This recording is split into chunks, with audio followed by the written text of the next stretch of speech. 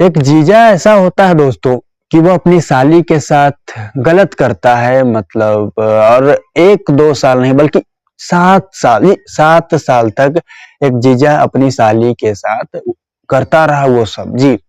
और मैं यहाँ बता दूं, लड़की के साथ जब फर्स्ट टाइम गलती मतलब उसके साथ गलत हुआ था, तो उसने सोचा था कि वह शिकायत लेकर उस समय भाई के पास पहुंची थी। तो भाई का भी जिसके बाद अपनी बहन के प्रति बुरी नजर था, उस साले का भी, जिसके बाद वह अपनी बुआ के पास गई थी। और जिसके बाद बुआ का यहाँ कहना क्या है ये आप सुनिए। बुआ कहती थी उसे कि जीजा साली में ये सब चलता रहता है पगली, और ये जीजा साली का एक तरह से मजाक है। लेकिन मजाक तो वो उसने कह दिया, लेकिन आगे चलकर वाकई इस लड़की के साथ जो घटना हुई थी वो वाकई यहाँ सोचने वाली बात है दोस्तों। और वाकई आज से पहले ऐसी लड़की की दर्दनाक घटना आपने नहीं सुनी होगी जी। मैं यहाँ बता दूं दोस्तों, 7 साल तक उस दर्द में वो झेलती रही और आखिरकार वो आजाद हुई। कैसे आजाद हुई, इसकी डिटेल क्या होगी, कितनी सच्चाई होगी इसमें और क्या होगी इसकी कहानी।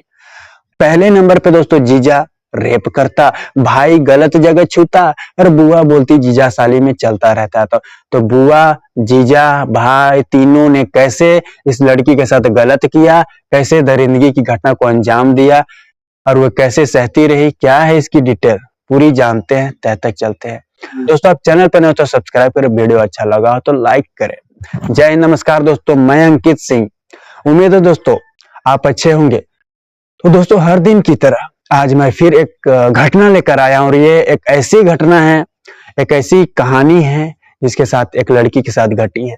अभी जो समय चल रहा है उसकी उम्र अभी की 25 साल है। 25 साल की उसकी उम्र हो चुकी है दोस्तों। तो वो लड़की खुद कहती है, जब पुलिस उससे अपने पास बुलाई, प्यार से पूछी कि क्या हुआ तुम्हारे साथ, क्या क्या हुआ। तो दोस्तों, पुलिस की टीम का आपको बता दूं, जब वो पहली बार इस लड़की के घर पर गई थी, मैं बता दूं दोस्तों, ये जो सच्ची घटना है ये लखनऊ की है, और लखनऊ की बिजनौर की मैं बात कर रहा हूँ। तो बिजनौर का वो एक ऐसा घर जहाँ पे पुलिस की टीम पहुंची थी। तो वो लड़की अपने घर से बाहर निकलती है, पीली सूट में, लंबी कदकाठी वाली, और जिसके बाद पुलिस की टीम सोचती है ये वही है, वही लड़की है जिसके साथ लगभग 7 साल तक दरिंदगी की सारी हदें को पार कर दी गई। तो लड़की कहती है कि साल 2005 जी, साल 2005 का वाकया है। उस वक्त मेरी उम्र लगभग 6 साल की होगी।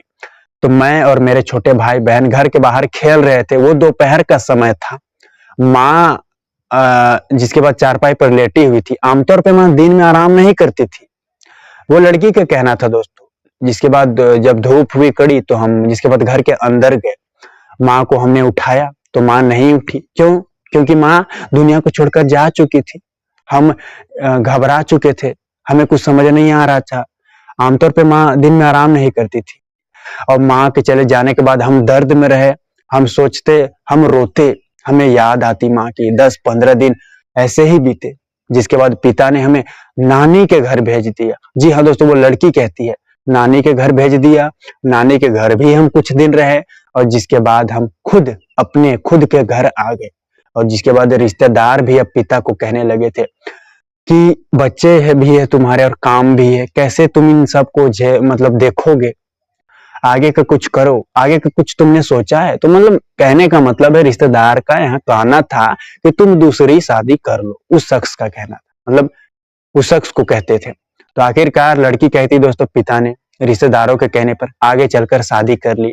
शादी कर ली, मेरी दूसरी माँ आई।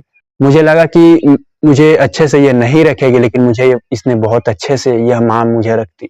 समय बीते, लगभग 6 साल तक ऐसे ही समय बीते। यानी साल 2011 आ चुका था। साल 2011 तक सब कुछ ठीक था, सब कुछ ठीक था। लेकिन आखिरकार एक दिन पिता को जेल हो गई। पिता को जेल हो गई। लड़की कहती कि मैं नहीं जानती पिता दोषी थे कि निर्दोष थे, लेकिन पिता को जेल हो जाती है। पिता के जेल जाने के बाद हम टूट सज गए फिर से एक बार। फिर से समझ नहीं आ रहा था करे तो करे क्या, लेकिन माँ ने हमें संभाला। जैसे तैसे जिंदगी कट रही थी पिता के जेल जाने के बाद। समय बीत रहे थे, ऐसे ही 2 साल बीते। और जिसके बाद साल 2013 का वाकया था, जब मेरी बुआ मेरे पास आती है और मतलब मेरे घर आती है और मेरी माँ को कहती है कि तुम्हारे भी बच्चे हैं और ये भी बच्चे हैं, तो तुम कैसे करती हो ये सब, मेहनत भी करती हो, काम भी करती हो और कैसे परवरिश करती हो। ऐसा करो तुम दोस्तों वो लड़की को कहती है, उसका नाम निधि बताया गया, तो निधि को वो कहती कि ऐसा करो तुम इसे मेरे साथ भेजो, ये मेरे साथ रहेगी और मेरे साथ ही वहाँ पढ़ाई लिखाई किया करेगी। तो दोस्तों आखिरकार मतलब बुआ का कहना था कि साफ साफ वो लड़की को ले जाना चाहती थी पीड़िता को अपने साथ, तो आखिरकार ले गई, कामयाब हुई। ले जाने के बाद जहाँ बताया जाता है वो बुआ के घर पर रहती थी, वहीं पढ़ाई लिखाई किया करती थी, घर की देखभाल, घर के काम, मतलब बुआ के हर काम वो किया करती थी, साथ ही पढ़ाई भी किया करती थी। तो आगे चलकर होता क्या है, जहाँ बताया गया है कि पढ़ाई लिखाई तो वो करती थी, लेकिन बाद में बुआ ने पढ़ाई लिखाई छुड़वा दी और मैंने कहा भी कि बुआ मैं पढ़ना चाहती हूँ, तो बुआ कहती अरे छोड़ो ना रे पागल, वो अपना ही स्कूल है, रिश्तेदार का ही स्कूल है, तुम्हें पढ़ने की कोई जरूरत नहीं। मतलब किसी न किसी बहाने से मुझे वो अपने पास रखना चाहती थी, अपने स्कूल छुड़वा दिया। समय बीत रहे थे और आगे चलकर मैं यहाँ बताऊं दोस्तों, बुआ का बता दूं, एक बेटी और दो बेटा। बेटी की शादी बहुत पहले ही हो चुकी है, तो बेटा का शादी का समय आ चुका था। तो वो साल 2013 को वो साल था जब जहाँ बताया गया कि बुआ के बेटे की शादी की डेट फिक्स हो चुकी थी। तो पीड़िता भी खुश थी क्योंकि भाई यानी बुआ का बेटा यानी भाई ही एक तरह से, तो भाई का शादी था तो वो भी खुश थी। तो समय बीत रहे थे, शादी का समय आ चुका था और जिसके बाद मेहमान भरे, जीजा आए, दीदी आई, अलग अलग मेहमान, और शादी की खुशियां में सब मशगूल थे, इधर उधर सब भटक रहे थे। और जिसके बाद लड़की आगे कहती है, सुनिए, शादी का शाम हुई और जिसके बाद सभी अपने अपने कमरे में, जैसे जैसे रात हो रही थी, समय बीत रहे, सभी अपने अपने कमरे में सोने चले गए और मैं भी कमरे में जा रही थी, तो मेरा कमरा में कोई और सोया हुआ था, तो मुझे जगह नहीं मिली, तो मैं बुआ के पास गई और बोली कि मैं कहाँ सो। तो बुआ कहती कि तुम ऐसा करो, तुम जाओ बगल के कमरे में, जीजा सो रहे हैं, तुम वहीं सो जाना। तो मैंने वहीं जीजा के कमरे में जाती हूँ, तो वहां देखती हूँ कि वहां जीजा सो रहे हैं पहले से ही और वहां भी उतनी जगह नहीं है। जिसके बाद मैं बाहर निकलने की सोचा, तो जीजा ने मुझे देख लिया था और रोका और कहा कि मेरे लिए पानी की बोतल तुम लेके आ। जीजा के कहने पर मैंने पानी की बोतल भी लाई, पानी की बोतल लाई, मैं उन्हें दी, जिसके बाद पानी उन्होंने पिया और चुपके से मुझे नशीला पदार्थ मिला दिया, पता नहीं क्या किया। जिसके बाद मुझे भी वो पानी ऑफर हुआ, मुझे भी पानी ऑफर हुआ, मैंने भी पानी पिया और जिसके बाद मैं बेहोश हो गई। दोस्तों यहाँ बेहोश होने के बाद जो है वो जीजा साली को जो है बिस्तर पे लेटाता है, उसके सारे कपड़े उतार देता है और जिसके बाद वो घटिया काम करता है और वो हैवान की हैवानियत में ऐसा मशगूल हो चुका था वो भड़वा चौध कि उसे कुछ समझ नहीं आ रहा था और आखिरकार जिसके बाद कर दिया, साली के साथ हैवानियत की सारी हदें पार कर दी साले ने। और क्या था, रोज का फिर इसका सिलसिला रहा। मतलब आपको बता दूं, लड़की के साथ दुष्कर्म की घटना को अंजाम देता है बेहोशी की हालत में। अब उसके अगले दिन जब लड़की सोकर उठती है तो वो कहती है, सुनिए दोस्तों, मेरे तन पर एक भी कपड़ा नहीं था, लग रहा था मेरे शरीर से कि मेरे शरीर के साथ खेला गया है, मेरे शरीर को नोचा गया है। मैं करती तो करती क्या, मेरे प्राइवेट पार्ट दर्द हो चुके थे, दर्द कर रहे थे और मेरे तन पर एक भी कपड़ा नहीं था। मुझे लग रहा था कि मेरे साथ कुछ गलत हुआ है, लेकिन मेरा दिमाग काम नहीं कर रहा था, मुझे नशा सा लग रहा था। लेकिन आखिरकार कुछ मिनट बाद मुझे समझ आया कि मेरे साथ जीजा ने ही गलत किया है। रात को जब उसने पानी का ऑफर दिया, उसी में उसने कुछ गड़बड़ की है। मेरी समझ उतनी उस वक्त की नहीं थी, मेरी उम्र उस वक्त की 12 से 14 साल की थी, लेकिन मैं क्या करती। लेकिन बाद में मुझे समझ आया, तब आया समझ जब जीजा मेरे साथ होश, मतलब बेहोशी की हालत में नहीं, होश की हालत में मेरे साथ गलत करते थे। यानी जब भी जीजा ससुराल आता मेरे साथ गलत करता और गलत करते जाता, रेप करते जाता। और जब मैंने यह बात अपने भाई को फर्स्ट टाइम बताई, यानी बुआ के बेटे को, तो उस पर उसका भी मुझ पर बुरी नजर था, वो भी मेरे गलत तरीके से मुझे टच करता था, छूता था। जिसके बाद मैंने भी अपने भाई से दूरियां बना ली। यह बात आखिरकार, जिसके बाद दोस्तों लड़की कहती कि मैंने यह बात बुआ को कही जाके, तो बुआ कहती है कि जीजा साली में ये सब चलता रहता है पगली। पहले हंसकर जवाब दिया और बोला कि जीजा साली में सब मजाक चलता रहता है। अब मुझे कुछ समझ नहीं आ रहा था, है, जिसके बाद कहती है बुआ, अरे पागल, तुम इन सब चक्करों में पड़ गई हो, इसे बात किसी से कहना मत, वरना तुम्हारी बदनामी होगी, हंसेंगे लोग तुम पर, कोई तुमसे शादी भी नहीं करेगा। जिसके बाद मैं शांत रही बुआ के कहने पर।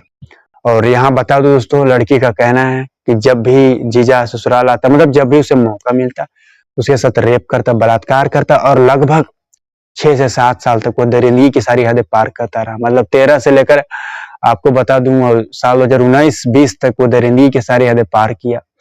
उन दरिंदगी की हदों में दोस्तों वह जैसे जैसे बड़ी हुई, आपको बता दूं प्रेग्नेंट भी हुई थी आगे चल के, 3 बार प्रेग्नेंट हुई, तीनों बार उसका अबॉर्शन करा दिया गया और हद पार कर दी गई, उसका अबॉर्शन करा दिया गया तब।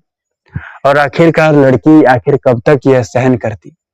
आपको बता दो साल 2020 में उसके पिता को जमानत हुई, पिता जेल से बाहर आया। पिता को क्या पता था, वह सोचा था कि मेरे बच्चे बड़े हो गए होंगे, मेरी परिवार कैसे होंगे। तो आपको बता दूं पिता जिसके बाद जेल से छूटता है, तो लड़की जिसके बाद आपको बता दूं उसे पता चल चुका था कि पिता जेल से बाहर आ चुके हैं, किसी तरह वो भागती है, मतलब लड़ झगड़ कर अपने बुआ से, परिवार वालों से कि मैं यहाँ नहीं रहूंगी। दोस्तों ये हैरानी वाली यहाँ बात है, क्योंकि इस लड़की दर्द झेलती रही, यह बात किसी से वह नहीं कही, लेकिन जब वह इंतजार था उसका सही समय का, पिता का जेल से छूटने का, तो उसने सोचा था कि पिता को यह बात बताऊंगी, लेकिन पिता के पास जब वो पहुंची ना, तो पिता को यह बात नहीं बताई। जी नहीं बताई, महीने 2 महीने बीते, लेकिन आखिरकार उसने बात बताई, अपनी माँ को यह बात बताई कि उसके साथ क्या क्या हो रहा था। तो दोस्तों ये लंबा समय चला यह केस में भी, और जिसके बाद आपको बता दूं 1 साल 1.5 साल तक ये मुकदमा चलता रहा कोर्ट में, जहां बताया जाता है। और इस घटने को बस पर्दाफाश हुआ, कहानी लड़की ने अपने पिता को बताया कि उसके साथ क्या क्या जुर्म हुआ। तो पिता भी आपको बता दो अपनी बेटी को लेकर थाने पहुंचा, कई बार कोर्ट पहुंचा, और वे आरोपी भी कोर्ट पहुंचे, और जिसके बाद सब पर कड़ी कार्रवाई आखिर में की गई थी। साल 2021 में उन्हें दोस्तों जिसके बाद कड़ी से कड़ी सजा सुनाया गया, जिस पर वे सभी ने गलत किया था, यानी उस लड़की के साथ। तो विभिन्न धाराओं में मामला दर्ज कर सभी को दोस्तों कहीं न कहीं जिसके बाद गिरफ्तार कर जेल भेज दिया था पुलिस की टीम। तो यह घटना दोस्तों लखनऊ के बिजनौर की है। बिजनौर में यह घटना घटी थी। आप इस कहानी को किस तरह देखते हैं, इस घटने को किस तरह देखते हैं? अगर दोस्तों ये वीडियो आपको अच्छा लगा तो लाइक करें, चैनल पर नए हो तो सब्सक्राइब करें। घटना सुनाने का उद्देश्य ठेस पहुंचाना नहीं है, किसी को गलत साबित करना नहीं है। घटना सुनाने का बस एक ही लक्ष्य है मेरा दोस्तों, लोगों को जागरूक करना और बताना कि दुनिया बहुत बड़ी है और घटना भी बहुत बड़ी हो रही है अलग अलग तरीके से। तो दोस्तों इस क्राइम की सीरीज में इतना ही, अगली सच्ची घटना के साथ फिर मुलाकात होगी दोस्तों। अभी के लिए इजाजत दीजिए दोस्तों। जय हिंद, जय भारत।